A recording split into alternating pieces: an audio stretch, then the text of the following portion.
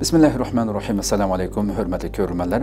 İstiklal gündəlik xəbərlərimizi görüşünlərini qarşı alımız. Mən Abdullah Yalğun.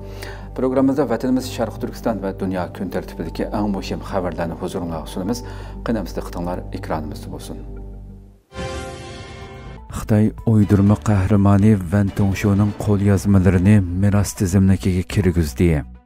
Xitay yaqinqi yillardan buyon Van Tongshuo ismli Xitoyni Uyg'ur muqomini qutqizib olgan tunji kishi deb ko'ptirib tashviq qilish orqali Xitoylarni Uyg'ur madaniyatining qo'g'dug'uchisi, qutqizuvchisi qilib ko'rsatishga urinib kelgan bo'lib, yaqinda uning qo'lyozmalarini Xitoyning arxiv material meroslari qatoriga kirgizdi. Xitoy tashviqot organi Tangritog' to'rining xabarida bildirilishicha, Xitoy arxiv idorasi 9-iyun 6-turkumdagi Xitoy arxiv material meroslari tizimligini e'lon qilgan bo'lib, soni 30 dan oshadigan 12 muqom Van Tongshuo notu qo'lyozmalari tizimlikka kirgizilgan.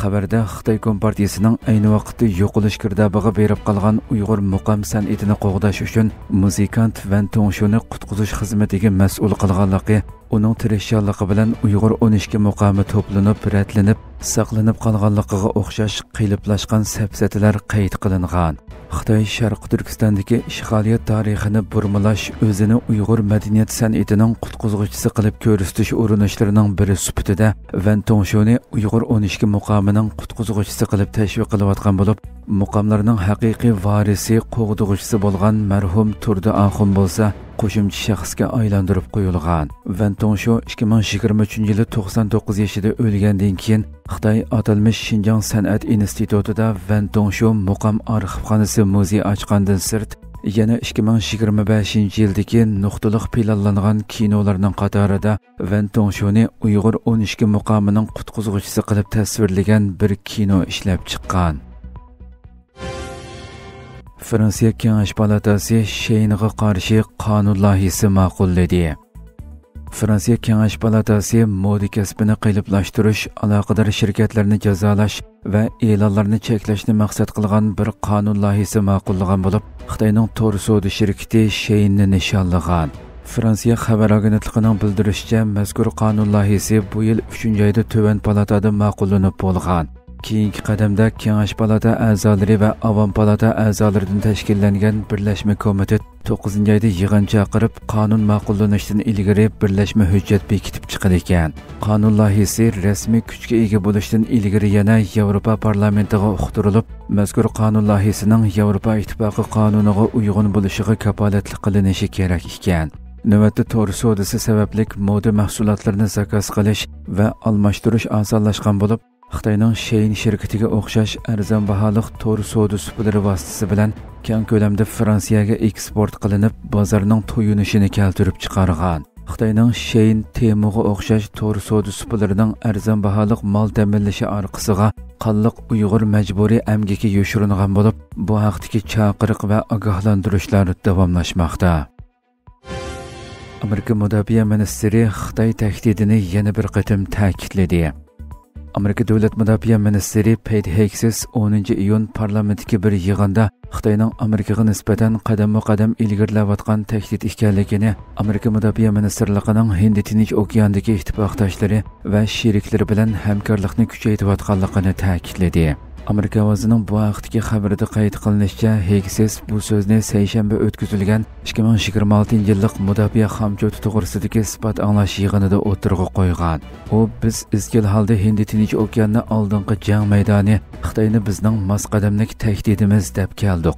Shunlashqa men 2 qatim Hind-Tinch okean rayoniga berib, ittifoqdoshlarimiz va sheriklarimiz bilan ko'rishdim. Ularmi inkos qaytirdi degan. Isbot anglash yig'inida Hegseth Prezident Trump o'tirg'a qo'ygan 2026 moliya yilidagi 961 milliard 600 million dollarlik mudofaa xomchotini tushuntirgan.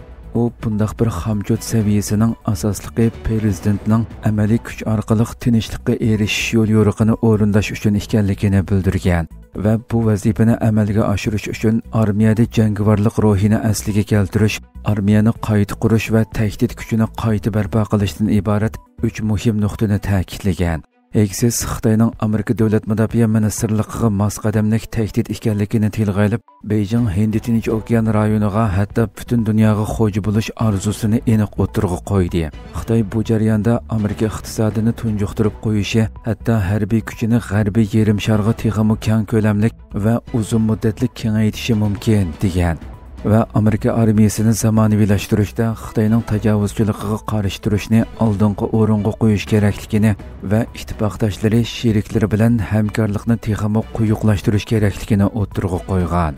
Heyksiz 5-oyning oxiri va bu oyning 5-i Singapurda o'tkazilgan Shangri-La dialog munbiriga qatnashganda har qaysi davlatlarning mudofaa ministrlarini ogohlantirib, Xitoy shakllantirgan tahdid haqiqatan mavjud. Yana kelib qosh bilan kirpik orasida bo'lishi mumkin degan edi. Amerika bilan Xitoy savdo kelishimi ramkasi haqida kelishdi. Amerika va Xitoydan kelgan yuqori darajali amaldorlar Londonda 2 kun davomlashgan yuqori darajali suhbatdan keyin savdo masalasida kutilayotgan bir kelishim ramkasi ustida kelishganligini e'lon qildi. Amerika savdo ministri Howard Lutnick seshanba kuni qilgan so'zida siyrak to'pa va magnitlarga munosabatlik andishalarning kelishimning yo'lga qo'yilishi bilan hal bo'ladiganligiga ishonch bilan qaraydiganligini bildirgan. Ammo amaldorlar Londonda o'tkazilgan suhbatdan keyin bu ramkaning Washington va Beijingdagi rahbarlar tomonidan tasdiqlanishi kerakligini qo'shimcha qilgan. Bu uchrashuv Amerika prezidenti Donald Trumpning o'tgan hafta Xitoy raisi Xi Jinping bilan o'tkazgan telefon suhbatidan keyin ro'yobga chiqqan. Trump suhbatdan keyin har ikki davlat uchun nihoyatda ijobiy natijalandi degan edi.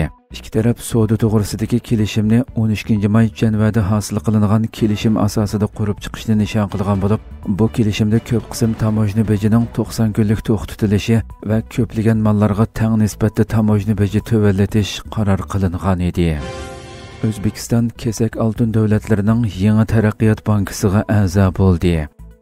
O'zbekiston Prezidentlik Mahkamasi davlatning kesak oltin davlatlari qaramog'idagi yangi taraqqiyot bankasiga a'zo bo'ladiganligini bildirdi.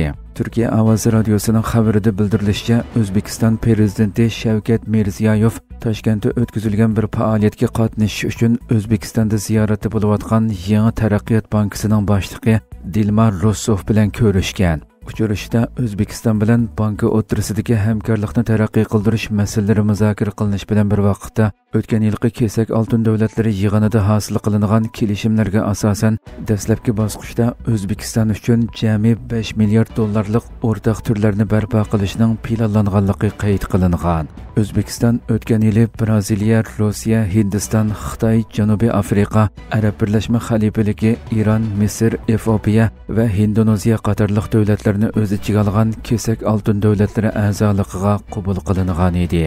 Kesak oltin davlatlari 2015-yili Xalqaro pul fondi tashkiloti va Dunyo bankasiga bir tanlash yaratish hamda a'zo davlatlarda dollarlashtirish jarayonini ostiltish maqsadida yangi taraqqiyot bankasini qurgan edi. Hurmatli ko'ruvchilarimiz, shuna qilib bugungi xabarlarimiz mush yerda oxirlashdi. Atigi programmamizni ko'rishguncha omon bo'linglar. Assalomu alaykum va rahmatulloh.